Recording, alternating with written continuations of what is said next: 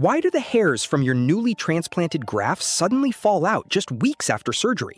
It feels like a nightmare, but this shedding is actually the first sign that the procedure is working. Between weeks 2 and 6, postoperative shock loss occurs. The minor physical trauma of the procedure forces the follicles into a synchronized resting phase known as telogen. From Dr. Caymaz's planning philosophy, setting accurate recovery expectations before the operation is just as vital as the surgery itself.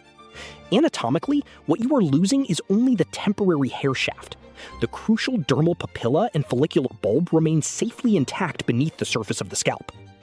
In practice, Dr. Caymaz stresses that this physiological response is entirely normal and affects both transplanted grafts and adjacent native hairs. During the intraoperative phase, careful graft handling minimizes unnecessary trauma, but some level of resting phase induction is inevitable. Once this resting phase concludes, the follicles naturally re-enter the anagen, or growth phase. New hair synthesis typically begins around months 3 to 4 post-surgery. Dr. Caymaz often reminds patients that patience is required. The biological infrastructure is rebuilding silently under the skin long before it becomes visible. Remember, the visible hair shaft shedding is temporary, while the engineered follicular foundation is permanent.